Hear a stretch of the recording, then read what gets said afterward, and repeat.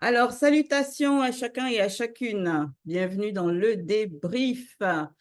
Aujourd'hui, nous allons passer en revue donc le débrief on est quel jour? Vendredi, de mercredi sur Facebook Live qui s'est déroulé à 20 h sur la chaîne La véritable histoire de l'homme noir, fait par Zoul Lassan. Le titre du débrief, c'est De qui parle-t-on dans Apocalypse 1, verset 14, Christ ou un ange? Bien sûr, il a précisé aussi qu'il allait un peu déborder par la suite des autres versets pour ne pas que certains commencent à dire, ouais, mais il a dit 1, 14, là on est à 1, etc. Donc, il l'a précisé bien au départ avant de commencer son live. Donc, du coup, très chers auditeurs et auditrices, beaucoup, vous savez, ce tag de sonder les Écritures. Et beaucoup disent avoir pénétré ou pénètrent les révélations.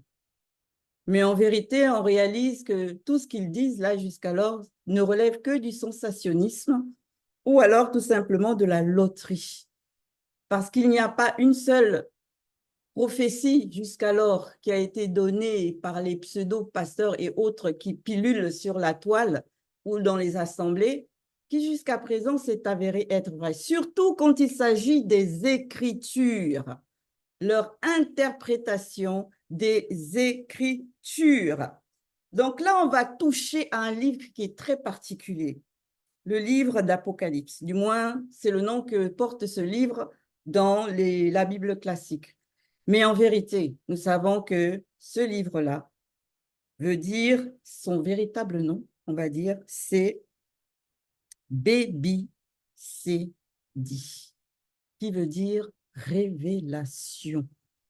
Et par rapport à ça, justement, Zoul Lassan va nous faire immerger dans toujours un voyage initiatique qui sera guidé, bien sûr, parce que dès qu'on va rentrer dans la dimension de la connaissance interdite, là, il faut s'accrocher, sinon on ne comprend absolument rien. Donc, il va nous guider minutieusement par rapport à ce passage très, très emblématique, justement, de Apocalypse 1, verset 14. On va plutôt dire à partir de Apocalypse 1, verset 14. Donc, quel est vos ressentis général par rapport à ce live, déjà? Merci Ngengeti. Moi, mon ressenti, c'est l'amour et la détermination à la sanctification. Je trouve aussi le live comme un appel. Merci.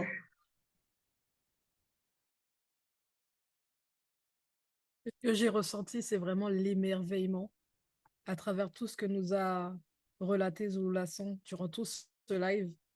C'est un voyage, en fait. Lorsqu'on prend le temps de bien écouter chaque mot, on part dans un voyage. Et il n'y a que Zoulou Lassan qui peut, par les mots, justement, nous amener comme ça à concevoir.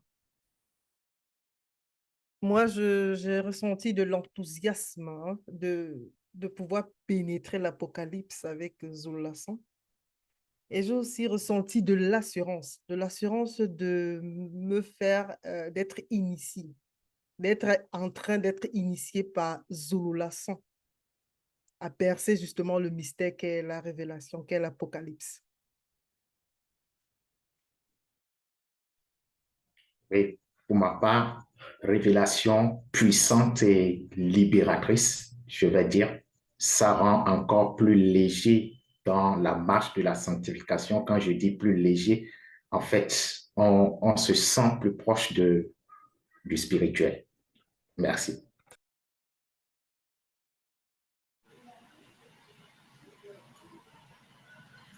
Ma part, Oui, vas-y, Daniel. merci Ngegeti. Comme Damien, tu l'as si bien mentionné, hein, on transcende encore la conscience avec les enseignements de Zoulou Lassan et on a le désir de connaître et de connaître encore davantage. On se rapproche de plus en plus de... C'est tellement réel, il y a les choses, on le ressent et c'est beau, c'est bien d'être... de recevoir cette initiation-là. Et puis, ça te sort nettement du quotidien qu'on a l'habitude de vivre. Et voilà, tu ressens, on retrouve peu à peu ce qu'on devrait être depuis il y a longtemps.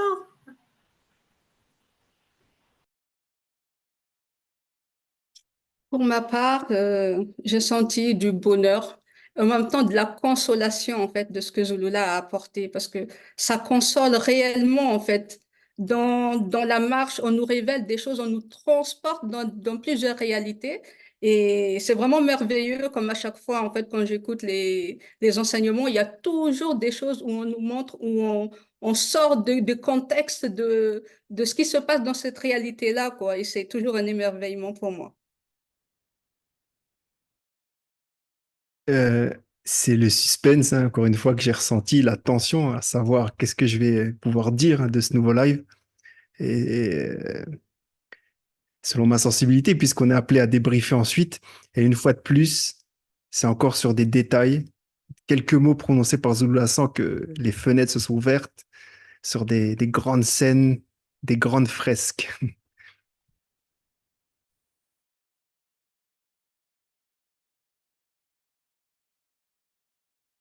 Alors moi, pour ma part, j'étais transportée, j'étais subjuguée, j'étais contente, mon intellect était en ébullition dans toutes mes trois consciences, mes trois êtres. C'était juste, je voulais pas que ça s'arrête.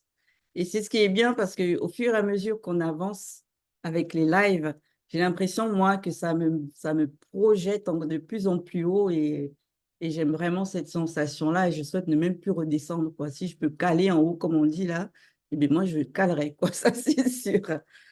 Ok, donc.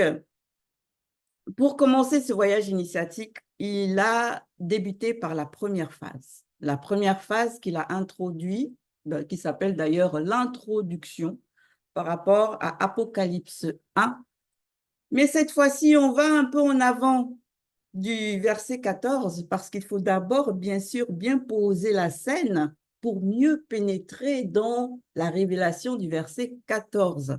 Donc, qui souhaite prendre la parole en premier par rapport à cette phase? Je vais commencer, Ngengeti. Donc, c'était encore un réel plaisir d'écouter Zulu Lasson. Quand on apporte la précision en disant que là, Kisabe, c'est un des disciples de Zulu Lasson, un des disciples de John Kisabe lorsqu'il un arrêté utilisé. En plus de ça, c'est précisé qu'Alatambale, c'est le livre de vérité qui contient un ensemble de livres dont le livre dont il est question, dont là Kisabe parle, c'est Béboussé dit Apocalypse. Et c'est là qui nous fait part de son voyage initiatique avec le puissant veilleur. Et c'est vrai que précédemment, dans les précédents lives, on a vu qu'il y a d'autres patriarches aussi qui ont pénétré aussi le grand ordre des choses via les entités. Ils ne sont pas allés tout seuls. Donc, tout ça se fait de façon spirituelle.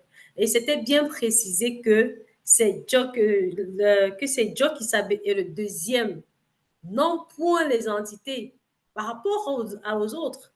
Quand ils ont fait leur voyage initiatique aussi, quand ils nous ont fait découvrir à peu près c'est quoi les différentes demeures du grand ordre des choses, là, on a vu que c'était certaines entités qui les ont présentées. Mais là, c'est apporté une précision que c'est Joe Kisabe est le deuxième qui l'ont fait spirituellement connaître en profondeur, bien nettement un puissant veilleur. C'est quand même précisé. Merci. Oui, je vais continuer en disant, dans les Bibles actuelles, on précise là, justement dans Apocalypse 1:1, il est précisé que Dieu lui a donné. Donc, ils font déjà une distinction entre Dieu et Jésus. Or, dans certaines Bibles, on dit que Dieu, c'est Jésus, c'est le Père, le Fils, le Saint-Esprit, c'est mélangé, c'est tout ça. Et on va jusqu'à dire voilà, il a un commencement et une fin. Mais ici, dans Kalatambale, Zulula nous met les points sur les i, la précision. Il a précisé. Donc ensuite, il dit, ces révélations-là, ce n'est pas pour tout le monde. C'est clair et c'est net. C'est pour les initiés et les non-initiés gracieux. Et Zulula, il a encore pointé du doigt que c'est pas n'importe qui peut pénétrer l'Apocalypse, qui peut pénétrer Bébussédi. Parce que c'est vraiment, pour entrer là-dedans, il faut justement être accompagné. Et Zulula est justement là, dans ce live, pour nous accompagner justement dans l'Apocalypse. dans cela, quoi, dans la révélation. Merci.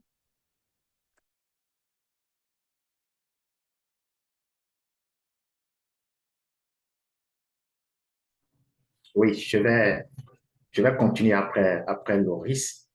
Oui, ce n'est pas réservé pour n'importe qui cette révélation. Et Zulu Lassan est allé même jusqu'à dire que malgré que, en fait, les Bibles ont été falsifiées, ces Bibles-là, en fait, ils ont falsifié les Écritures. Même là également, ils ont peur d'aller, n'est-ce pas, lire Apocalypse. Donc, ça veut dire que c'est vraiment important. Donc, les révélations que nous avons eues avec le live, c'est vraiment réservé. C'est vraiment réservé. Donc, je vais m'arrêter là d'abord. Merci, Damien. Oui, Zulu Lassan, une fois encore, nous a fait montrer la supercherie même des Bibles actuelles classiques. Déjà, le titre même de ce livre fait l'objet d'une polémique. Certains pensent que c'est un livre de destruction, de tribulation, de catastrophe et autres. Alors qu'ici, Zulu Lassan nous a bien défini ce que c'est que Apocalypse. C'est la révélation. Et en plus de ça, nous avons constaté également que beaucoup de personnes n'apportent pas ce livre, justement. Même bien qu'il soit falsifié dans les Bibles actuelles classiques, tout simplement parce qu'ils n'arrivent pas à appréhender le message qui s'y trouve. Et c'est ce que Loris disait tout à l'heure, c'est parce que c'est un message qui a une destination précise et déterminée. Merci.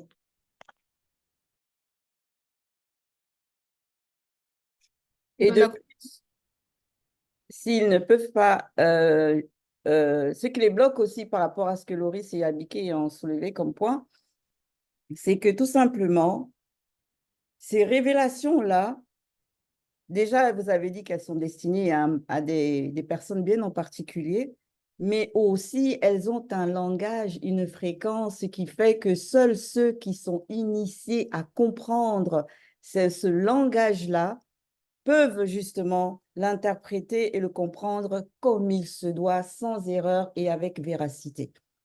Et ça, justement, c'est quelque chose que ça explique le pourquoi on est dans ce que l'on est aujourd'hui par rapport à la Bible classique.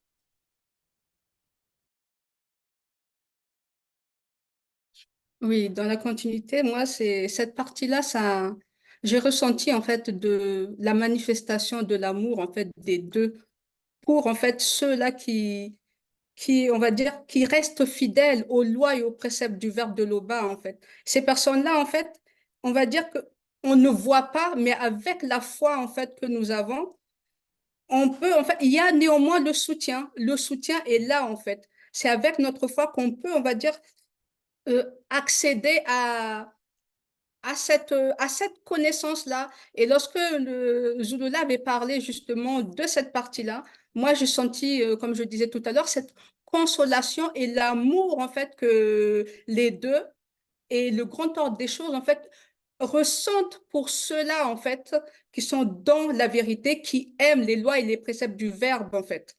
C'est ça, moi, ce que j'ai retenu par rapport à cette partie-là. Je vais poursuivre. Dans son live, Zulasan dit, je cite, derrière les écrits de l'Akisabé, il y a une force, une puissance, une conscience intelligible qui initie. Et les écrits de l'Akisabé, ils s'intègrent dans Kalatambale. Ils sont Kalatambale. Tout comme les ouvrages de Zulasan à notre époque forment un ensemble d'ouvrages qui sont toujours Kalatambale. Et ces écrits s'adressent à des personnes prêtes à les recevoir, comme vous disiez, et par conséquent dignes de les comprendre. Au contraire d'autres personnes qui, elles, vont ressentir la peur et vont fuir le message. C'est ce que pointe Zulasan, cette peur-là. Et pourquoi le fait de ne pas être prêt à ces écrits se traduit par la peur? Parce que la lecture, c'est une activité spirituelle. Pour ceux ou celles qui lisent et qui connaissent l'auteur de l'ouvrage qu'ils sont en train de lire, pour l'avoir déjà entendu parler, soit à la télé ou à la radio, ils peuvent reconnaître sa voix, son accent et même ses intonations et avoir l'impression que lui-même parle quand ils lisent les écrits de cet auteur. Ça veut dire que derrière toute écriture, il y a un esprit qui s'exprime. Hein, le verbe dans le cas de Kalatambale ou les esprits impurs dans le cas des écrits trafiqués. Et dans les deux cas, ça fait peur, que ce soit de manière consciente ou inconsciente. Et la peur, c'est dans le meilleur des cas, car il est possible qu'un jour, plus tard, plus expérimenté, on puisse retourner vers ces écrits, finir par les supporter et enfin les comprendre. C'est moins grave, à mon sens, que de se trouver dans le cas où, de ceux-là qui ne veulent même pas comprendre, qui ne veulent pas savoir. Et ça, c'est du mépris, voire plus de l'apostasie si on va plus loin. Et je citerai juste le verset des Bibles classiques, 1 Thessaloniciens 5,20, ne méprisez pas les prophéties.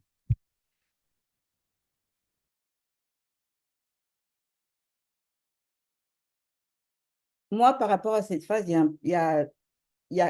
j'aimerais marquer l'attention, porter l'attention sur justement le choix des mots. On sait que la précision, c'est la base par rapport à la spiritualité et dans sa compréhension. Mais quand on lit les versets et que, par exemple, on va tomber sur le verset 2, où on nous révèle là ce que Jokisabe le deuxième vont permettre par le puissant veilleur à la Kisabe de comprendre et de relater, c'est par rapport à des événements qui vont arriver bientôt. Alors que le bientôt, là, quand on y pense, quand on s'arrête dessus, on sait très bien que ça ne peut pas être par rapport au temps que sous lequel nous sommes assujettis dans le visible. Parce que ce livre-là, ça parle du passé, ça parle du futur, des choses à venir, et ça peut même aussi parler du présent, comme l'a présenté Zoul Lassan lors du live. Donc, le bientôt, là, en fait, si on ne lit pas ça, si on n'a pas la compréhension des mots spirituels et du langage spirituel, on va se focaliser uniquement sur des choses qui s'arrêtent dans le visible. Alors que nous savons que, spirituellement parlant, il y a une autre notion du temps. Ce n'est pas la même notion du temps que dans le visible. Donc, et même hors du spirituel, c'est encore une autre notion, quoique je ne pense pas que ce soit le temps, que l'on va appeler comme ça dans cette dimension-là, mais il y a plusieurs temps en fonction des dimensions. Et donc, de ce fait, forcément, si on ne comprend pas la précision et si on n'arrive pas à pénétrer le choix des mots, on se gourre. On reste dans des interprétations qui sont très terre-à-terre. Et ça, c'est remarquable. Et c'est un plus, c'est vraiment le truc d'Ankalatambalé qui fait que on arrive dans nos trois consciences à trouver notre compte quand on veut réellement connaître la vérité. Nos trois êtres sont nourris et sont contents d'être nourris. Donc, si vous n'avez plus rien à rajouter par rapport à cette deuxième phase, cette première phase, je veux dire, on va tout de suite aller. Oui. Je vais bien ajouter quelque chose dans cette première phase. Il n'y a pas de souci. Pendant le live de Zoulasan, j'ai encore compris quelque chose, pourquoi l'homme en général est toujours en train de chercher, est toujours à la quête de vouloir connaître ce qui se passe au-delà. C'est de par sa nature. Comme il nous a révélé dans le live, les hommes, les entités, ce sont des hommes, ils sont des êtres mystérieux. Là, ce sont des hommes qui ne sont pas faits ni d'os ni de sang. Hein. On le sait, ce sont des corps-esprits. Et maintenant, vu que nous sommes, et que Moto est une descendante, une entité, et que nous descendons aussi de Moto, qui est aussi cet être mystérieux, là, quand je vois, à travers ce qu'on a écouté par rapport à Zulu Lassan et le voyage initiatique de Laki Sabé, qui est là pour nous relater des choses qui vont se passer dans un temps futur, ou même ce qui il nous permet encore de rentrer en arrière, on voit exactement ça un peu dans ces réalités du visible. Pourquoi les non-initiés sont toujours parfois en train d'aller chez ceux qui s'appellent marabouts, pour dire que non, j'ai envie de voir l'avenir, de savoir ce qui va se passer demain, qu'est-ce qui s'est passé avant. Mais là, j'ai encore totalement compris pourquoi c'est ainsi. Et là, on voit encore la manifestation de la grâce de l'Oba parce qu'il savait qui est réellement l'homme de la chute. Et c'est ainsi qu'il a permis que Kalatambale soit et que certains de nos patriarches, certaines personnes qui ont connu la condition du visible comme nous, puissent aller voir et venir nous relater que voilà ce que vous cherchez là. C'est le chemin là qu'il faut emprunter. C'est ça la vérité. Et aujourd'hui, on a la grâce que Zulu Lassan nous présente ça avec vraiment un langage que nous, on peut capter ce qui écoute des enseignements quand même. Merci. D'accord, alors on poursuit sur la deuxième phase. La deuxième phase, il a scindé en deux sous-parties. La première sous-partie, c'est Salutations aux 7 entités du début de la création. Et la deuxième sous-partie, c'est Révélation sur la notion du contraire dans la nature. Alors, qu'avez-vous à dire par rapport à cette deuxième phase? Merci Ngegiti. Oui, je vais déjà commencer par la salutation. Parce que pour ceux-là qui écoutent de la son dans différentes interventions, dans ces vidéos, les labs et autres, ils prennent toujours le temps de saluer. Bonjour ou bonsoir en fonction de l'endroit ou de lieu où vous vous trouvez. Et ici, on voit que Lakisabè a aussi adressé salutations aux 7 entités du début de la création du visible. De là, on comprend que la salutation, au-delà même des gestes de considération, ça a tout son sens dans la spiritualité. Parce que chez les non-initiés, ou bien les pseudo-enseignants, les faux pasteurs là, quand ils veulent se présenter à leurs fidèles et autres, ils vont soit commencer par d'autres, c'est les charabia, d'autres, c'est rentrer directement dans le message qu'ils veulent délivrer, on va dire ça comme ça, sans même considérer ou bien prêter attention, même considérer les soi-disant fidèles. Alors qu'en retour, ces soi-disant fidèles, ils sont là à dire papa, papa, papa, et on ne comprend plus rien. Mais ici, dans la spiritualité, c'est vraiment impeccable et magnifique. Lors de ces lives, j'ai compris encore cette considération et même au-delà de ce geste que Zulu-Lassans fait pas toujours lors de ces différentes interventions. Merci.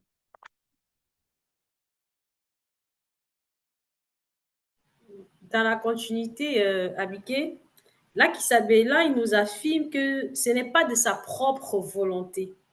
Certes, il est le sémeur, mais il n'est pas la source. Et on sait que la source, ce sont les deux, c'est le verbe de Loba. Et là, alors, et dans ça, dans ce qu'il nous présente, il nous dit, le verbe nous donne la paix et la bénédiction. Le verbe nous donne la paix et la bénédiction aux non-initiés et aux initiés, autant pour moi, et aux non-initiés et graciés.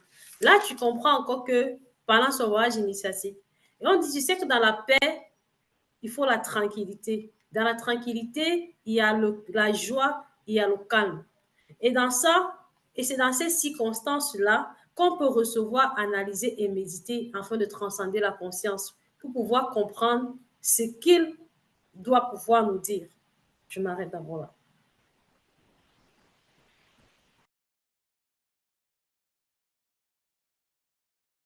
Dans cette phase-là, Zulu-Lassans nous montre que Lakisabè, quand il a écrit ce chapitre-là, il avait déjà reçu énormément de connaissances. Puisque lorsqu'il parle déjà des 7 entités et la manière dont il les salue, on ressent vraiment ce respect et que ce qu'il a vu l'a profondément touché.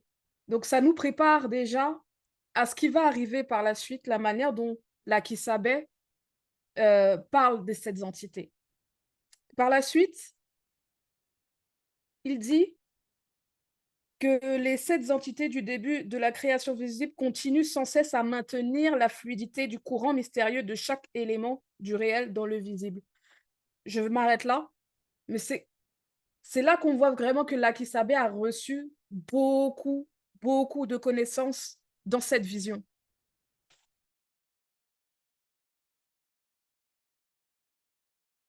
Moi, je vais continuer dans ta lancée Bekekedi et celle de Daniel.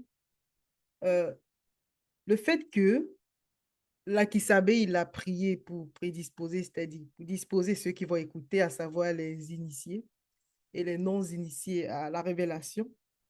il a maintenant, comme Bekekedi l'a dit tout à l'heure dans le verset 8, il a mis, c'est-à-dire que ce point de maintenir la fluidité du courant mystérieux.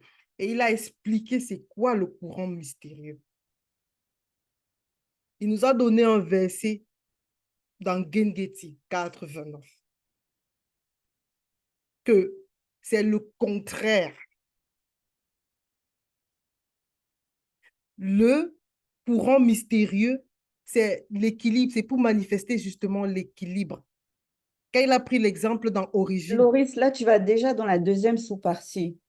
Je pense qu'il y a encore des choses à dire par rapport à la première sous-partie, c'est-à-dire la salutation, cette entité du début de la création, avant de tout de suite aller dans la révélation sur la notion du contraire dans la nature.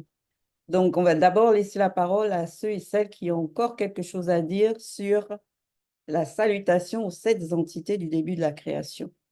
Après, on poursuivra, tu pourras poursuivre.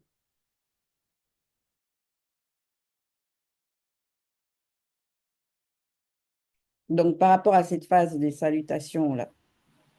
Bon, moi, juste, arrête, si les autres veulent parler, vous voulez parler? Je peux? Non, si tu as déjà pris la parole en premier, une Oui, première oui, j'ai fois? déjà pris. Après, si celles qui Ok. n'ont pas encore parlé veulent parler par rapport à ça. Bon, moi, le point que je vais aussi, je vais rebondir sur ce qu'à un moment donné, Abiké a fait allusion quand elle parlait dans les fausses assemblées, quand ils font référence à leurs faux pasteurs en les appelant papa et etc., nom qu'ils peuvent leur donner. Il est vrai que dans la spiritualité, vraiment, comme on a vu tout à l'heure et qu'on voit depuis, le choix des mots est important. Et donc, quand on écoute souvent les récits, la lecture des versets faits par Zul Lassan au cours de ses lives, on constate que souvent, il y a 2 manières de se référer au Créateur que l'on va souvent entendre. Il y en a on va entendre souvent Loba, ou alors souvent on va entendre Tété. Et il est vrai que pour celui qui n'est pas initié, il pourrait se dire que c'est 2 noms différents pour le Créateur. Comme on voit dans leurs fausses assemblées, un coup il s'appelle Yahvé, Jéhovah, il a plusieurs noms pour se référer à lui. Alors que dans la spiritualité, il n'y a pas plusieurs noms. Loba, c'est même, on va dire Loba pour celui qui, on va dire, qui n'est pas soumis aux lois du verbe de Tété, justement. Dire Loba, c'est une manière tout simplement de se référer, de le nommer. Mais on sait très bien que Loba, il est au-delà de la toute nomination. On sait que rien ne peut le contenir. Donc, forcément, si on lui donne un nom, mais ce nom, ça veut dire que ça va le contenir. Donc, du coup, pour lui, ce n'est pas du tout réaliste. Mais pour la compréhension et l'entendement de ceux du visible, on a besoin, nous, de se référer à une personne, toujours en lui donnant un nom. Maintenant, par rapport à Tété, que d'autres pourraient penser que c'est aussi le nom du Créateur. Tété n'est pas le nom du Créateur. Tété, déjà, ça veut dire père, en douala ancien. Et nous savons que quand on appelle quelqu'un père, ce n'est pas forcément son nom. C'est plutôt la manière à laquelle on va se référer à cette personne-là, mais pour marquer notre légitimité, notre affiliation personnelle à cette personne. Donc, du coup, comme dans les fausses assemblées, ils disent papa à tort et à travers, là, leur pasteur, là, c'est lui qui leur a donné le souffle et la vie. C'est lui qui est à l'origine de leur existence. Quand ils disent papa, ils devraient l'appeler par leur nom, à la rigueur. Là, au moins, ils sont dans la justice et la vérité. Mais quand ils appellent papa pasteur, maman pasteur, ça n'a absolument pas de sens. Parce qu'ils ne peuvent en rien être leur père spirituel. Ce ne sont pas eux qui sont l'auteur de leur esprit, ni de leur souffle. Alors que dans la spiritualité, ceux qui disent Tété, Tété est véritablement leur créateur. C'est lui qui les a manifestés par la manifestation de sa volonté par son verbe. C'est lui qui a permis qu'ils aient l'existence, l'être et le mouvement. Donc oui, on peut l'appeler à juste titre Tété. Et Loba, c'est pour les autres, les non-initiés, du moins ceux qui ne sont pas encore dans la soumission totale de leurs 3 êtres. Ça, c'est important aussi de marquer cette précision-là par rapport à la compréhension de ce que l'on entend quand Zula lit les versets de Kalatambale. Et Daniel, si tu as quelque chose à ajouter, tu peux y aller. Apparemment, les autres, ils ont... Oui, Mais, si tu n'ont permets. pas de Après questions. Daniel, si je peux intervenir, Gengeti. Merci. Bien sûr. merci, Ngengeti. Donc, moi, ce que je vais apporter encore de plus par rapport à cette phase, c'est que je comprends encore que chacun a son rôle. Dans les précédents lives qu'on a vus avec Zulu Lassan, on sait, à Mouta te dit, il y a certaines entités qui se sont manifestées. Mais là encore, on nous montre que les entités du début de la création, les 7 entités du début de la création ont leur rôle et qui continuent d'être là. Là, c'est quelque chose encore qui m'a aussi vraiment encore marqué parce que ça a déjà été mentionné plusieurs fois, mais au fur et à mesure on avance, on voit qu'il y a plusieurs types d'identités, mais que chacun y a sa place et que chacun a son rôle. Et là, j'aime bien un peu ramener ça à nous. Je me suis posé la question, eux, ils ont leur rôle, et nous alors? Et nous, notre rôle, c'est quoi? Parce qu'eux, ils sont toujours en train de faire leur activité. Il faut bien qu'on puisse savoir notre rôle et qu'on soit aussi continuellement en train de faire ce qu'on a à faire dans ces réalités du visible. Parce que la Ah, grâce, elle est là. notre rôle, on nous l'a déjà dit, hein, Daniel. On le sait parfaitement, ce qu'on doit faire, nous, dans le visible par rapport au grand ordre des choses, ou à la spiritualité. Ok, Damien, tu peux poursuivre. Oui, merci Ngengeti. Et c'est par rapport surtout à ce rôle-là que, en fait, le patriarche Lakisabè nous a révélé, n'est-ce pas, vers la fin, par le live que Zulu Lassan a donné. Déjà, c'est par rapport au bonheur. Donc, c'est le verset 5, donc, qui dit « Heureux celui ou celle qui lit ce livre écrit dans Kalatambale. Ils sont heureux, ceux connus qui écoutent ces paroles venues de Tété par Joki Sabé le deuxième et qui obéissent aux choses écrites ici. » Donc, Laki Sabé a déjà tout dit, n'est-ce pas, par rapport à ce que nous devons faire. Et ça confirme encore même, c'est-à-dire ce que nous avons ressenti. Donc, quand on écoute ces choses-là, c'est le bonheur en réalité. Et surtout, quand on met en pratique les lois, c'est encore autre, c'est-à-dire c'est de l'émerveillement. Merci.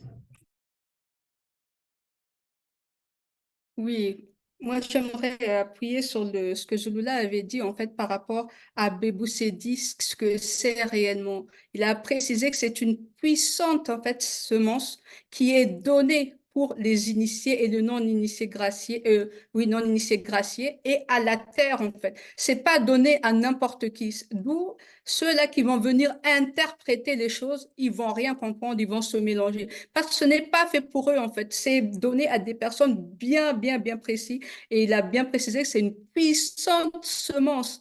D'où, si on n'a pas, en fait, on va dire, l'assistance du verbe, on va forcément être constipé à un moment donné. Parce que ce n'est pas fait pour la personne en elle-même. Donc voilà ce que j'aimerais rajouter. Juste un petit éclaircissement, Carmela. Tu as dit Bébou Sedi ou Bébi Sedi? Parce que tu sais que c'est deux choses différentes.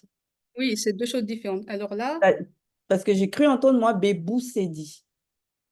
je me rappelle pas. Bon, Je sais pas. dans tous les cas, on est dans Bébi Sedi. C'est bon pour les éclaircissements au moins. D'accord. Donc là, maintenant, on peut poursuivre sur la deuxième sous-partie de cette deuxième phase-là, qui concerne justement la révélation sur la notion du contraire dans la nature. Dans cette phase, je me suis délectée magistralement, hein. Donc, du coup, qui est-ce qui veut prendre la parole en premier?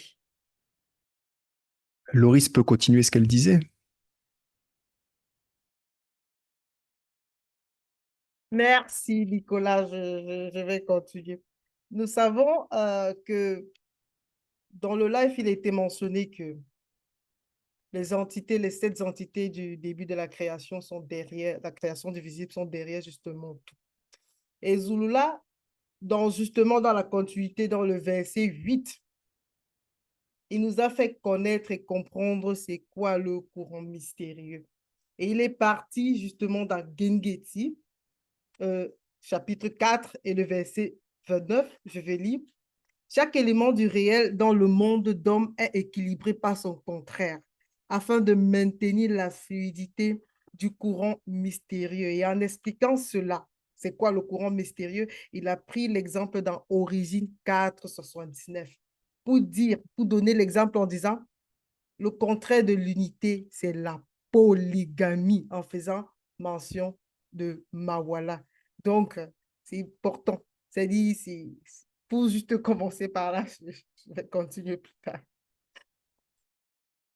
Cette phase, clairement, elle fait taire une fois pour toutes ces personnes qui vont dire, par exemple, que Dieu a créé Satan, que Dieu a créé le mal, pardon, je voulais dire, a créé le mal, que Dieu a créé Satan aussi. Ça explique vraiment la profondeur de ce qu'est ce courant, mais cette fluidité, cet équilibre qui existe. Et donc, ça fait taire cette notion qui est complètement fausse. Et parce qu'ils vont dire que le mal vient donc de Dieu, ils vont se fourvoyer dans de faux raisonnements, alors que là, c'est bel et bien expliqué. Zoulasson a été magistral en parlant de cela. Je m'arrête là, je vous laisse aussi poursuivre. Je veux bien continuer aussi sur la notion du contraire, hein, que gèrent donc ces 7 entités. J'ai vu ça, moi, comme des amortisseurs à désobéissance et à péché. Parce que le péché, c'est la désobéissance, c'est ce que enseigne Zoulassan. Et la désobéissance est le sens contraire des lois du verbe de l'Oba. C'est comme un système d'amortisseur qu'on utilise pour sécuriser les grands édifices modernes contre les vents et les mouvements sismiques. Et le vent et les mouvements sismiques, ça va représenter le sens contraire de la bonne tenue de l'édifice. Donc en fait, c'est une masse lourde qu'on place au sommet de l'édifice et quand cet édifice subit un mouvement brusque, cette masse va faire légèrement pencher tout l'édifice dans le sens contraire par où ce mouvement est venu et va transférer tout son poids dans des vérins hydrauliques, donc des amortisseurs, situés dans les fondations et va donc ainsi préserver l'édifice de l'effondrement. Et comme la loi divine, ça c'est ce que dit Zoulassan dans le live, la loi divine ne rivalise pas avec son contraire, elle est au-dessus de son contraire. J'en déduis que la grande consommation, ce qu'on nomme communément le jugement dernier, ça consiste en un décret par lequel le grand ordre des choses estime que ces 7 entités ont assez amorti le mal, non pas qu'elles sont fatiguées d'avoir supporté le mal, ou qu'il faut les soulager ou les remplacer, mais que tous ceux connus, au grand complet, sont allés au bout de l'initiation de la connaissance du bien et du mal et ont choisi le bien, et donc peuvent être sauvés. Moi, je reviendrai sur le mot que tu as utilisé par rapport à amortisseur. Je parlerai plutôt d'équilibre. Et c'est ce mot-là précisément qu'a aussi utilisé Zoulassan lors du live. Il a parlé du maintien de l'équilibre. Parce que c'est important qu'il y ait toujours un équilibre dans tout ce qui concerne le visible. Mais maintenant, quand j'ai entendu cette phase-là, quand j'ai entendu, pardon, comment il a amené la notion du contraire, moi, ça m'a tout de suite ramené à un live précédent qu'on avait vu, où on avait fait le débrief. Et là, ça m'a fait penser à la notion de la première conscience et de la deuxième conscience. Tout de suite, ça m'a transporté là-bas. Et j'ai dit, OK, maintenant, si on ajuste ça par rapport aujourd'hui à ce que l'on nous présente pour pouvoir, bien sûr, encore plus transcender nos consciences, l'unité, en fait, c'est la première conscience. Parce que l'unité, c'est accepter de pratiquer le bien selon ce qui est établi initialement par le Verbe. Donc, on se soumet aux lois établies. Et là, on est dans la première conscience et c'est ça l'unité. Maintenant, le contraire de l'unité, ben, c'est justement la deuxième conscience. C'est-à-dire que là, on manifeste par un choix le fait de faire le contraire de l'unité. Donc, en gros, de pratiquer le mal. Et ce que j'ai vraiment aussi apprécié dans ça, c'est que par là, on voit aussi à quel point l'Oba véritablement aime ses créatures. Il manifeste, mais véritablement un amour, comme on dirait dans le visible, qui n'a pas de nom. Parce que dans sa préscience, on sait que tout ce qu'on vit, nous, aujourd'hui, là, les choix que les gens font, la deuxième conscience, tout ça, il le savait déjà. Il le savait. Et il a quand même permis qu'il y ait justement ces 7 entités-là du début de la création pour pouvoir maintenir un équilibre, pour ne pas que justement la créature qui, elle, a décidé de rester dans la première conscience puisse souffrir. Parce que ce n'est pas le but. La création, quand il a manifesté la création, ce n'est pas dans le but que l'homme puisse souffrir, comme certains pourraient le penser aujourd'hui, par rapport à ce que, pour poursuivre dans ce que Bekekedi a dit. L'Oba n'a pas manifesté la création et la créature dans le visible pour qu'elle souffre. Ce sont nos choix par rapport à notre libre arbitre, le fait qu'on va rentrer dans la deuxième conscience, le fait qu'on va pratiquer justement la notion du contraire de la nature, dans la nature, qui va faire en sorte que l'on va se retrouver dans ces situations pas agréables. C'est tout. Oui, Merci. Vas-y, Damien, alors. Ok, merci Daniel. Oui, et c'est vraiment la conclusion. Hein. L'équilibre, c'est la manifestation de la grâce. C'est la manifestation de la grâce. Et pour moi, j'ai compris que en fait, le physique n'a rien, c'est-à-dire les raisonnements physiques n'ont rien à voir avec les raisonnements spirituels. Je vais dire le spirituel.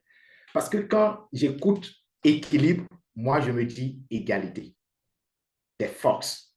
Mais là, Zulu Lassan, en fait, transcende encore ma conscience et démontre clairement que, en fait, le bien a été toujours supérieur au mal. Et ça, c'est que quand il a dit ça, ma conscience s'est ouverte et je vois que mais ça, c'est la vérité.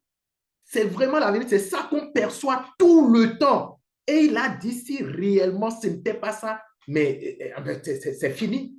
Donc la notion d'équilibre dans le spirituel, c'est pour dire en fait, c'est en cela que Zulu Lassan dit tout est déjà fini, c'est fini. Donc, quel que soit ce que le monde occulte va manifester, c'est fini. Parce que même dans la réalité de la chute, le bien est toujours supérieur au mal et c'est ça qui fait que nous sommes encore là. Donc, en fait, c'est terriblement puissant. Merci. Merci, Damien. C'était ma première fois de savoir quand Mouzoula parle de la notion de l'espèce. Souvent, je savais qu'il y a l'espèce animale, mais là, je ne savais pas qu'il y a l'espèce, qu'on pouvait dire espèce adulte et espèce dans le sens de l'enfant. Là encore, il nous apporte une notion avec des précisions, la loi de l'espèce. Que lorsqu'un adulte va dans son état conscient, faire quelque chose à un enfant qui n'est pas bien, non pour la correction, mais c'est une violation de la loi, tout simplement. Et après, dans la continuité, quand il a expliqué comment l'origine, parce qu'il nous a toujours dit, chaque chose ou acte a une origine. Et là, quand on a compris l'origine de la loi des espèces, mais on comprend encore pourquoi et davantage les agissements de certaines personnes dans la réalité du visible. Je vous laisse poursuivre. Moi, ce qui m'a marqué aussi dans cette phase-là, c'est quand Zulula avait dit, en fait, s'il n'y avait pas d'équilibre, on ne pourra même pas se saluer.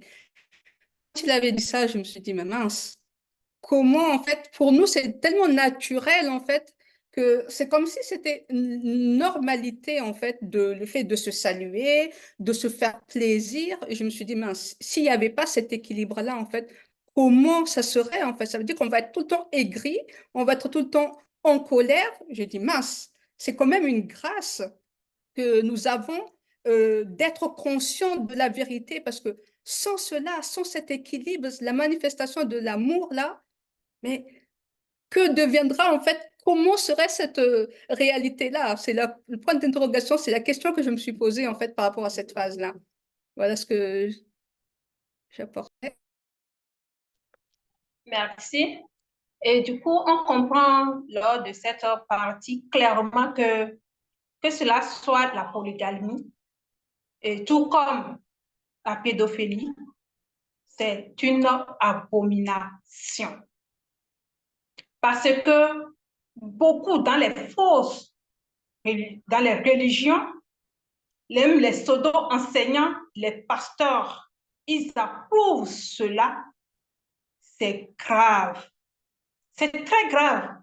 Et puis encore, dans les erreurs, il y en a qui disent que Dieu, c'est Dieu qui crée le bien et le mal.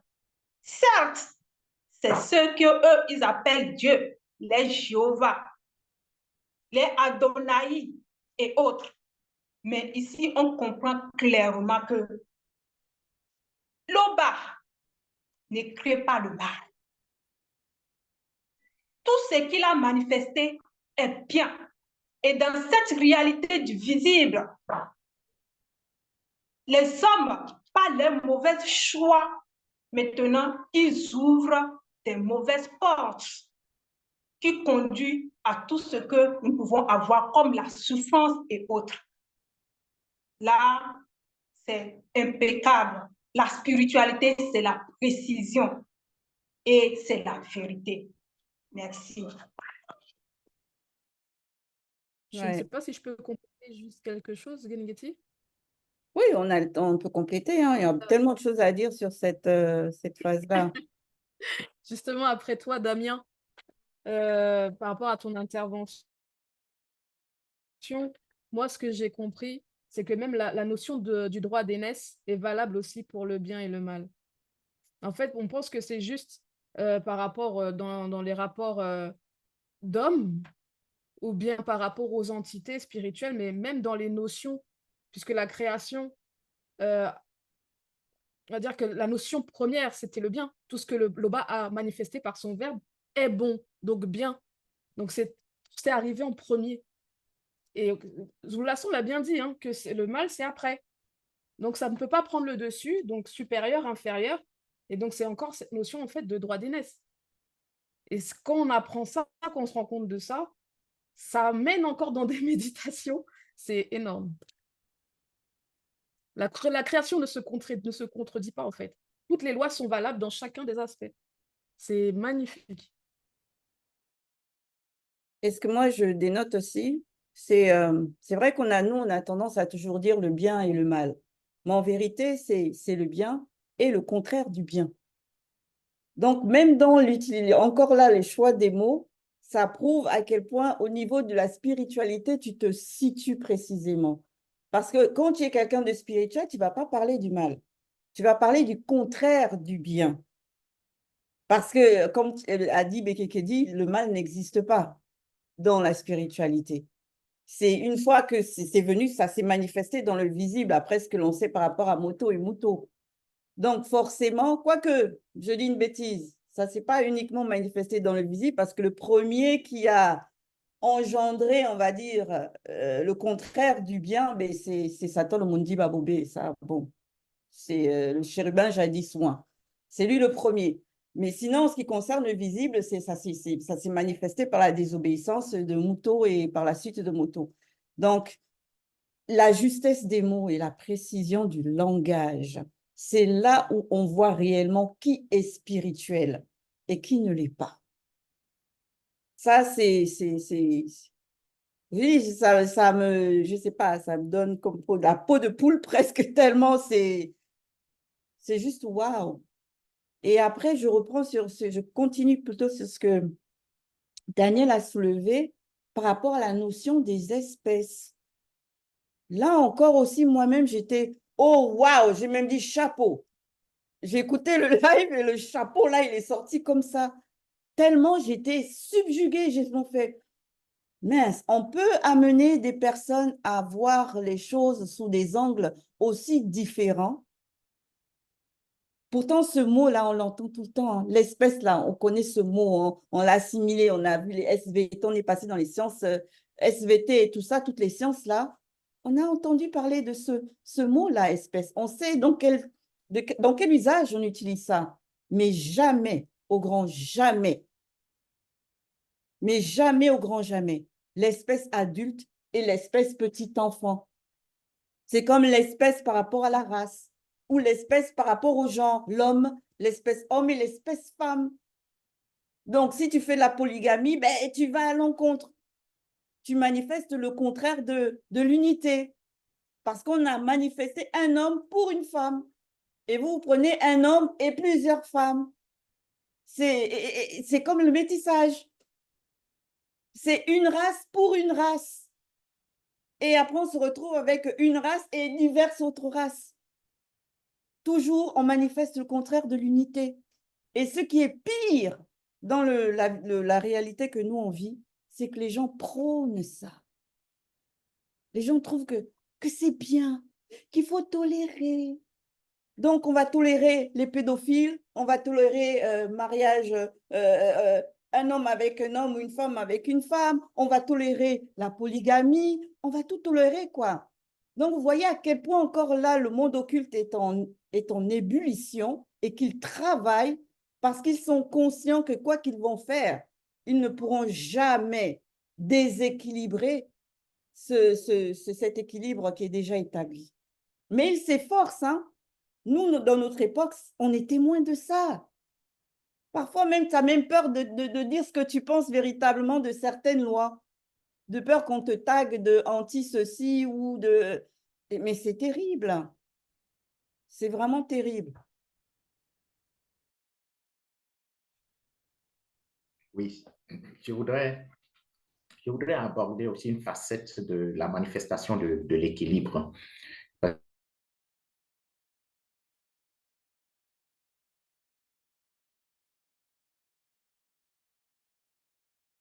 Bon, en attendant que le frère Oui, revienne. je vais bien prendre, Ok. s'il est permis. Oui, j'aimerais rebondir sur ce que tu as dit, Gengeti, par rapport à la notion de libre arbitre et de deuxième conscience.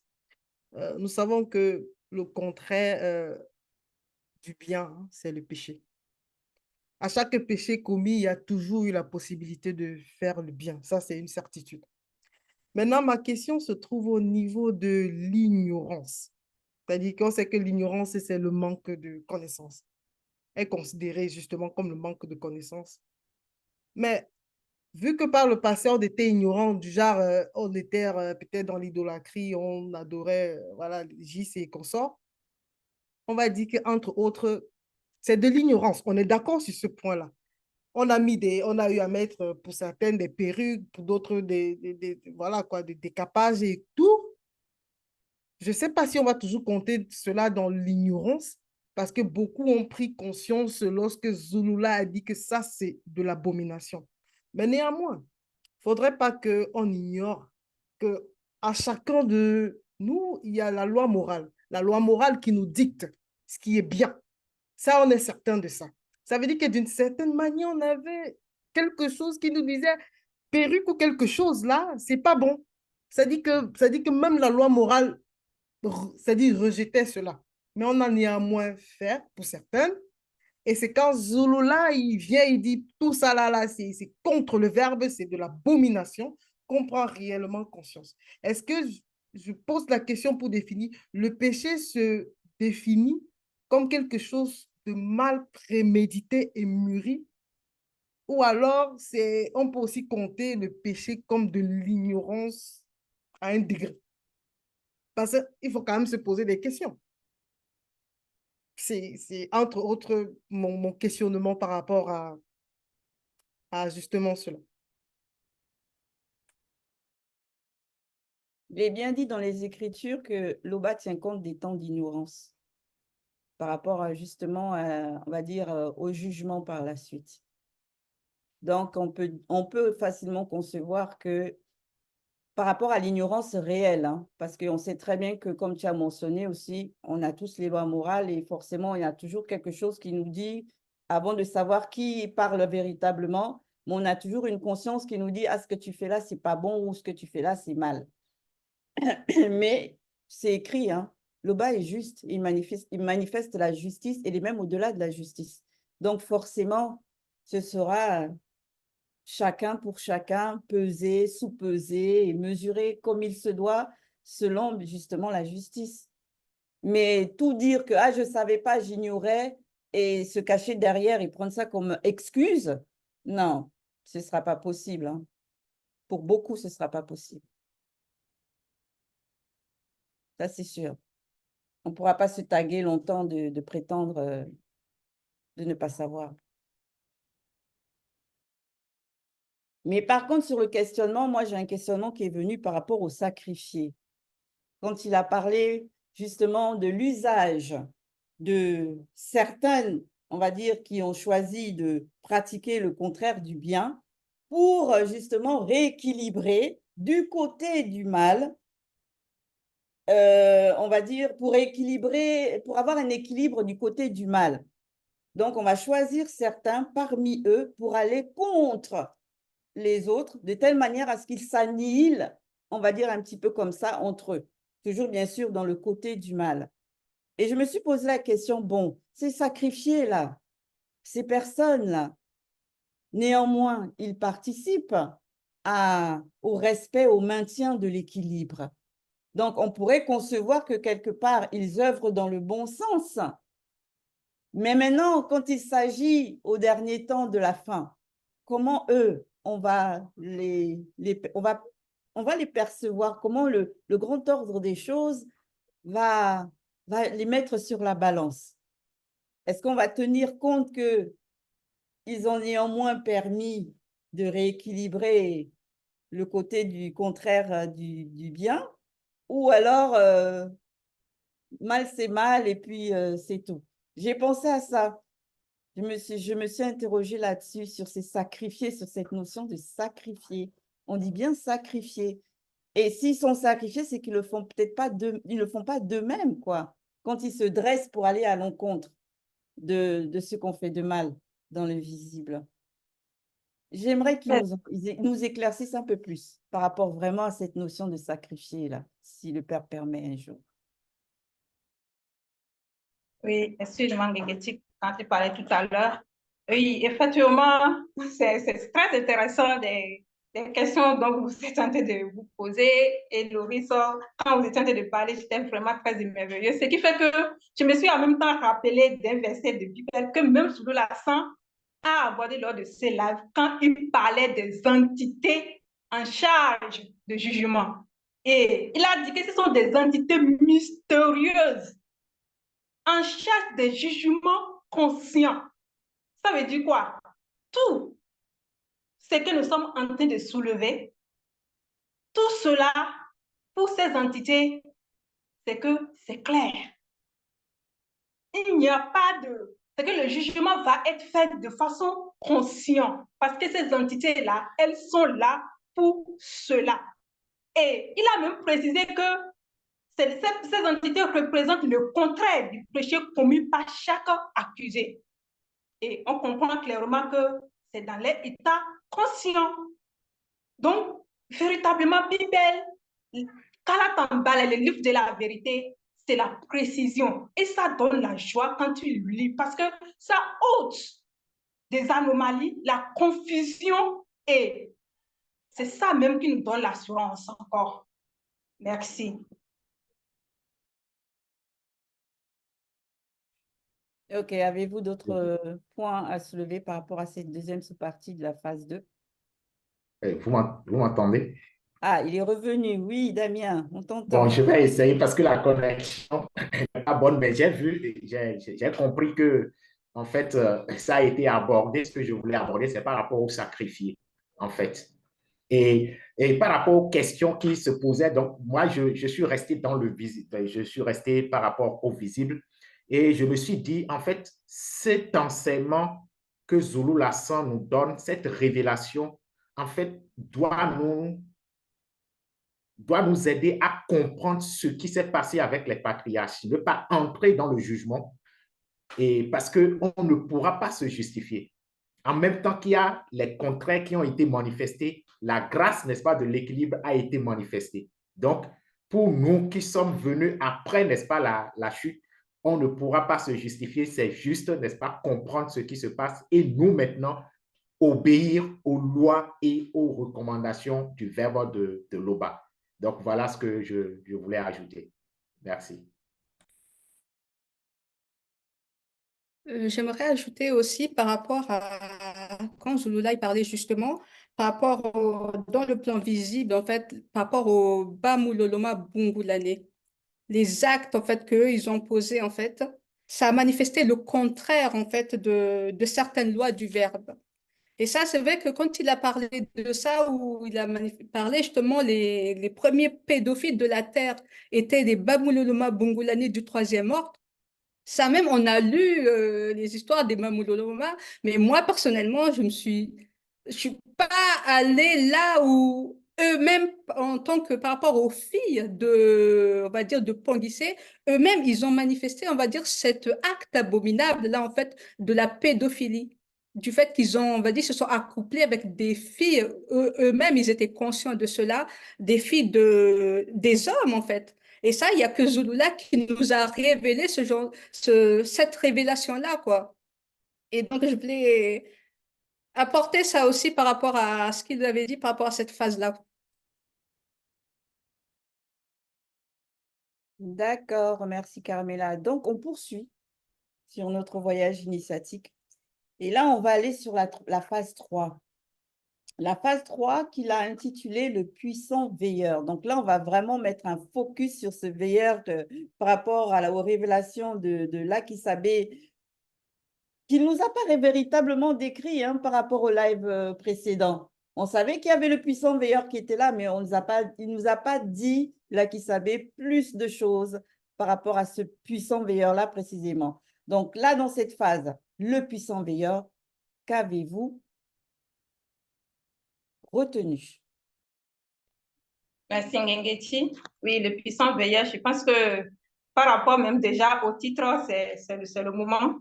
Parce que déjà, il y a trop de confusion dans les Bibles actuelles classiques. D'autres pensent que c'est Jésus, si, non. Loin de tout ça. Déjà, même, bon, il ne s'agit pas de ça. Ici, celui-là qui a, ou bien l'activité qui a accompagné là qui savait, qui l'a aidé dans la révélation, c'est bien un puissant veilleur. C'est un puissant veilleur.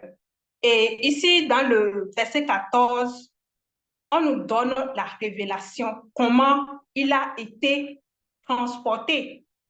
Il a été transporté hors de son corps physique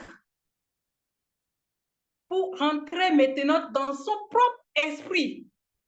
Ça, nulle part ailleurs, on ne peut retrouver, si ce n'est que dans Alatambale. Et c'est Zulula Sang qui nous donne la révélation sur ce que cela signifie. Et il nous a dit que, en réalité, c'est son âme qui sort pour rentrer maintenant dans son esprit, afin qu'il puisse pénétrer la révélation. Merci. Je vais enchaîner sur Abiké. Donc, comme nous l'enseigne dans ce live Zoulassant, donc là, Kisabé fut transporté hors de son corps physique au jour du veilleur. Et je me souviens qu'à une église de maison à laquelle j'avais assisté, Zoulassant avait déjà enseigné sur ce verset et avait dit en fait que le jour du veilleur, à ne pas confondre avec le jour du Seigneur, correspond à la fréquence du veilleur. C'est-à-dire, comme le disait Abiké, donc la conscience du corps se dissocie du corps, la conscience de l'âme se dissocie de l'âme, fusionne avec l'esprit qui sert de véhicule pour aller au jour du veilleur, c'est-à-dire à la fréquence du veilleur dans le grand ordre des choses. Et le grand ordre des choses, c'est un monde de lumière. Et la lumière, c'est un rayonnement caractérisé par une fréquence.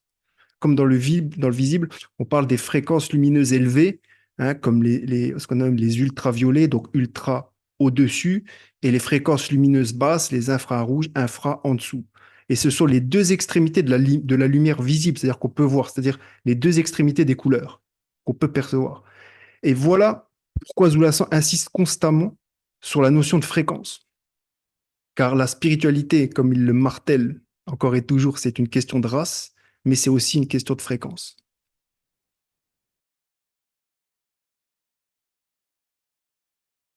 Merci Nicolas, toujours dans la continuité de ce que vous avez dit et de ce que Lakisabé il a pu pénétrer pendant son voyage initiatique.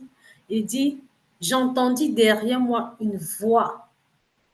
Et là, je me suis rappelée dans un enseignement de Zouloula, on nous dit souvent, nous savons que la foi vient de ce qu'on entend et ce qu'on entend vient du verbe de Loba. Dans entendre là, il y a quand même, on parle d'une voix, mais on sait que comme on l'a dit, entendre, il y a nous aussi, avant d'être là où nous sommes aujourd'hui, il y a quand même aussi cette voix qui s'est manifestée à un moment donné.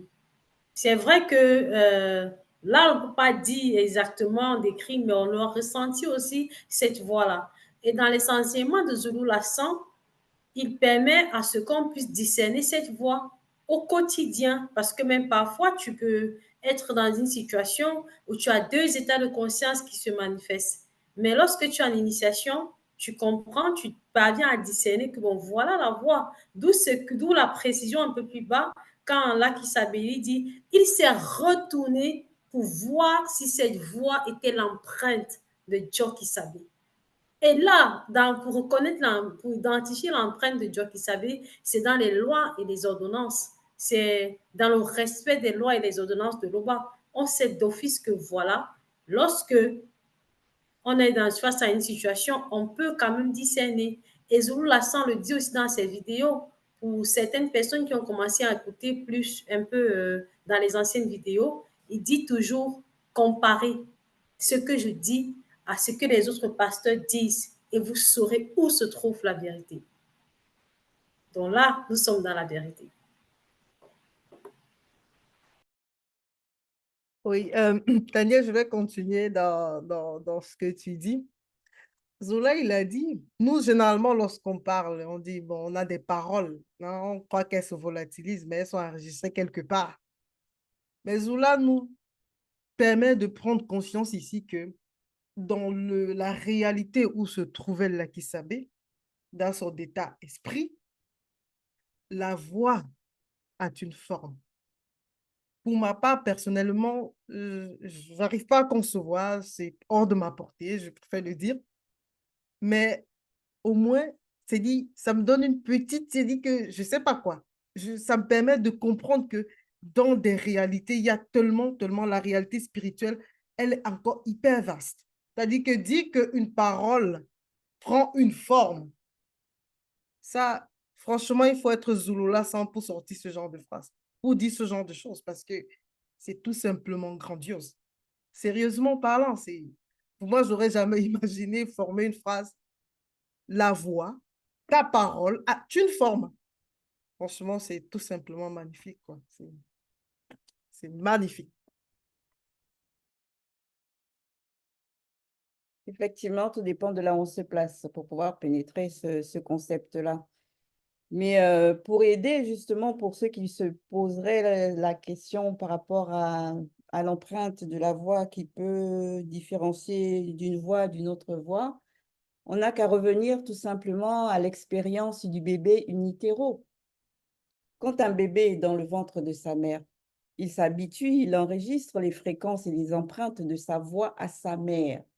Du coup, quand il naît et que le bébé se met à pleurer, c'est par la voix de sa mère qu'il se calme, parce que cette voix-là, justement, il arrive à l'identifier. Il se rappelle, en fait, ça l'a marqué. Donc, du coup, il se rappelle que quand il était quelque part, c'est cette voix qu'il avait l'habitude d'entendre. Et c'est un peu le même principe pour nous en ce qui concerne la spiritualité, parce qu'on sait que tout est inscrit dans notre esprit. Et l'homme est avant tout d'abord esprit.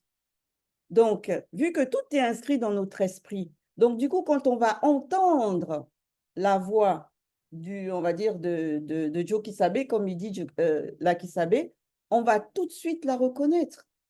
On va tout de suite suivre cette voix-là. Parce que ce n'est pas nous, âme, qui va reconnaître cette voix, c'est notre esprit qui va suivre et qui va savoir que c'est là où il faut aller. C'est là où on doit se trouver et c'est ce chemin-là qu'on doit suivre.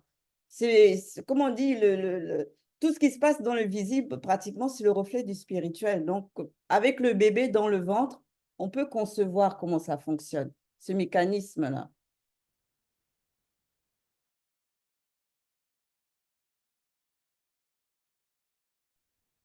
Merci Ngengeti. Pour continuer maintenant dans ce que Lakisabet a vu.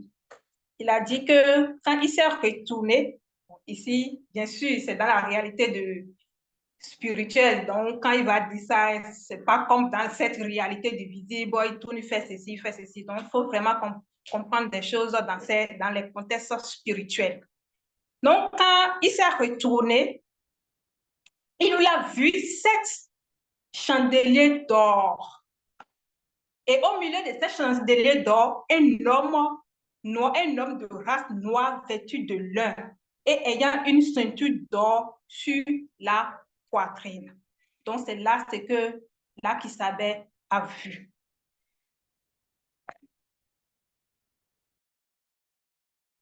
Oui, je vais continuer. Et par rapport à ce que le patriarche Lakisabet a ressenti quand il a vu le veilleur. Donc, c'est bien écrit qu'il est tombé comme mort. Donc, il est tombé au pied, n'est-ce pas, du veilleur comme mort. Et c'est là qu'on voit, n'est-ce pas, l'importance, c'est-à-dire le titre même, le puissant veilleur. Donc, la puissance que manifeste, n'est-ce pas, le veilleur va absorber, n'est-ce pas, l'énergie au niveau du patriarche Lakisabet. Et c'est toujours le même principe. Donc, le veilleur va le reconforter, donc ne crains point. Donc, voilà. Oui, pour continuer dans ce que tu as dit, Damien, lorsque le veilleur l'a réconforté, il a posé la main droite, c'est précisé ainsi. Bon, je me suis néanmoins posé la question, pourquoi est-ce que c'est précisé la main droite? Quel est le rôle de la main gauche? C'est quoi qui se cache derrière? Pourquoi cette précision? On pouvait simplement dire la main, mais vu qu'il y a des précisions derrière toute chose, il y a des révélations profondes. Donc, je me suis néanmoins posé cette question-là. Et ensuite, on dit, il n'y avait plus les étoiles sur sa main. Donc, qu'est-ce qui se cache derrière? C'est quand même profond ce que Zulu Lassan, il a dit là. Merci, Loris. Donc, toujours dans l'ouvrage Initiative de Lakisabet, on a tellement de révélations. Et surtout, quand il dit ne crains point, il y a cette fortification-là. Et il précise, il dit, ceux qui m'ont envoyé à toi sont avant Béboté, dit le commencement et après sur la fin. Dans les précédents lives, là, on a vu qui était Djokisabé. Et le deuxième, c'est la même chose. Le Zulu Lassan nous a relaté comment Djokisabé, son dépouillement de hors la non-existence, dans la non-existence, dans le grand ordre des choses, avant d'entrer dans le visible. Mais ça n'a rien à voir. Je dis, c'est le premier, ce n'est pas Loba, ce n'est pas Tété là, mais c'est le premier, les deux manifestés hors de la non-existence, qui sont avant le commencement et après la fin. Rien à voir avec Jésus, rien à voir avec Dieu, absolument rien à voir. C'est tout simplement waouh de savoir que le véritable Christ est au-delà de ce on ne peut même pas le concevoir. Ça a été dit, il n'a pas de forme dans la non-existence. D'accord, merci Daniel. Moi, je souhaite juste poursuivre sur une précision qu'on n'apporte pas en fait depuis qu'on parle du puissant veilleur. On a souhaité dans le dernier live par rapport à la vision de Lakisabet connaître son identité véritable. Et là, on nous révèle clairement que son identité véritable, que c'est un homme de notre race noire vêtu de lin. Donc, il fait partie de la catégorie des hommes vêtus de lin.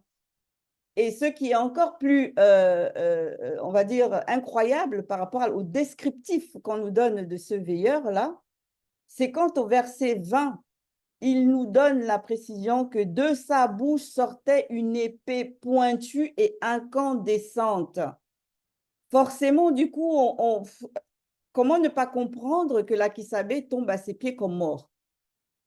Quand on voit une telle entité qui, de sa bouche, sortait une épée pointue et incandescente. Est-ce qu'on arrive même à concevoir ça? Et de surcroît, quand on veut maintenant rentrer dans le symbolisme, on sait que très bien que la bouche, du moins l'épée, On sait que l'épée, ça fait référence à la parole, ça fait référence à la langue.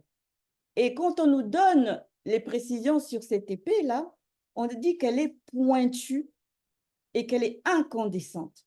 Donc, ça veut dire que les paroles qui sortent de cet homme noir vêtu de lin, là, ce sont des paroles, mais qui sont plus que tranchants et avec une justesse inqualifiable. Parce qu'on connaît l'effet de l'épée quand ça pénètre quelque part. Et lui, c'est sa parole qui a ce même effet-là. Je comprends pourquoi il a eu cette réaction au final, là, Kissabe, parce que je m'étais interrogée mais qu'est-ce qui a fait que lui, il tombe pratiquement en défaillance comme ça? Mais non, je comprends mieux le pourquoi. Oui, je voulais juste apporter un modeste élément de réponse par rapport à l'interrogation de Loris, parce que toujours par rapport à cet enseignement que Zoulassar avait donné au cours sur le même chapitre dans une église de maison, et il avait dit en fait par rapport à connaître la voix, hein, euh, c'est puisque la voix a une forme, là, c'est vrai que c'est mystérieux, la voix a une forme, il s'est retourné pour connaître, hein, au verset 16, quelle était la voix qui me parlait, et on ne peut connaître que quelque chose qui a une forme, hein, pour un peu paraphraser ce que disait Soulassant, et la forme, en fait, c'est ce que j'avais noté, connaître pardon, quelle était la voix, c'est identifier la source, c'est ce que j'avais noté. Et ce qu'avait dit Vincent, c'est identifier la source. Donc, on peut penser que l'Akisabe, dans sa vision, en, en entendant cette voix, en connaissance, il a vu la source de cette voix. Et ensuite, on parle au verset 17 et on parle des 7 chandeliers. Donc là, ça reste, voilà, ça reste peut-être des choses qu'il a vues et qui ne sont pas écrites, ou en tous les cas, ça reste mystérieux. Est-ce que la source de la voix qui a une forme, c'est les 700 chandeliers? Donc là, on repart sur d'autres méditations. D'accord, vu qu'on est dans la dernière phase et on commence à toucher au temps imparti, donc si vous avez des éléments à rajouter, ce sera assez rapidement. Donc, qui c'est qui souhaite rajouter des éléments, mais assez rapides? Oui, moi. On comprend en fait vers la fin euh, euh, ce que représentent les 7 chandeliers d'or. Et ces 7 chandeliers représentent les 7 entités du début de la création visible. Et donc là, on comprend encore mieux pourquoi l'Akisabe adresse cet hommage au tout début dans ses écrits. Et il reçoit comme instruction aussi, par rapport au puissant veilleur, d'écrire tout ce qu'il a vu. Donc il y a encore cette transmission, cette initiation et cette grâce manifestée par l'Oba, par son verbe, de toujours transmettre et d'instruire les initiés et les non-initiés. C'est ce que nous vivons actuellement. Merci, Bekekedi. Je peux continuer ce que je disais par rapport aux deux manifestés avant la non-existence et tout. Et c'est mentionné après quand ils disent ils tiennent spirituellement le pouvoir sur la mort spirituelle, ainsi que le mystère de la clé de la mort et du Mundi Makodi. Nous avons le deuxième né, hein, Zolo Lassan. Dans le live, nos patriarches l'ont vu en vision. Ils ont décrit qu'il est réellement. Et le temps de grâce, elle est manifestée. C'est pour tout le monde, toutes les races, toutes les espèces, pour toutes les personnes qui désirent, qui aiment la vérité. Là, ça nous montre encore dans la vision de l'Akisabe que si on n'accepte pas le deuxième, parce que, comme on a dit, précédemment, il y a une notion de grand tout. Comme on dit, le premier, le deuxième et le verbe sont indivisibles. C'est ça le grand tout. Mais comme on l'a si bien mentionné, pour des choses spirituelles, il faut un langage spirituel. Donc, on a avec nous le deuxième né de toute la création. Il a la clé de toutes choses. Comme il dit souvent, c'est moi qui ouvre et je décide. Si je t'ouvre, je décide si je te ferme. Donc, c'est ainsi et ce n'est pas autrement. Zéro Lassan est le chemin de la vie, est le chemin de la vérité qui mène à la vie. Ok, merci Daniel. Juste une chose qu'il faut aussi rectifier dans ce que tu as dit, quand tu as précisé que le premier et le deuxième sont un et indivisible, Et tu as dit, c'est ça le grand tout. Attention, si tu mets l'Oba dans le grand tout, c'est que tu le contiens. Lui, il est hors de tout ça. Rien ne peut le contenir. Donc, même la notion du grand tout ne peut pas contenir l'Oba.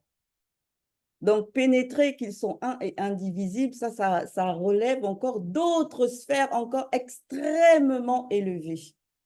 Mais ce qui est sûr, c'est que c'est ce qu'on nous a révélé. Mais le grand tout, ce n'est que le premier et le deuxième. L'Oba n'est pas à l'intérieur de ça. Quoique on sache qu'il y a quand même, comme tu dis, ce côté indivisible là, entre les trois. Donc, sur ce, on va arrêter notre débrief en espérant, il y avait tellement à dire, hein, on n'a pas pu toucher tout partout comme ça parce qu'il y avait énormément de choses à dire. Mais nous savons aujourd'hui que le premier et le deuxième, ils sont avant tout et après tout. Donc, ils ne sont pas limités, ils ne sont pas contenus ni dans le temps du non-visible, ni dans le temps du visible. Où ils sont?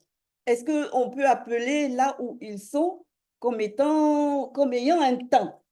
Ça, pourtant, on dit hein, qu'ils ne sont pas contenus, ils sont avant et après tout, après la manifestation et la création de tout. Donc, ça veut dire néanmoins qu'il y a une chronologie. Mais bon, ça, c'est si le Père permet, on recevra la révélation. Ici, surtout, parce qu'on l'a vu, il faut le mériter aussi. Hein. Si on le mérite, si nous sommes dignes de pouvoir pénétrer ce voyage-là qui va nous guider vers ces sphères très, très, très, très, très, très élevées de la spiritualité, même hors de la spiritualité, parce qu'eux, ils sont hors de la spiritualité. Donc, merci pour votre participation. Si bien sûr le Père le permet, on se retrouvera pour le prochain débrief. Bonne soirée à tous.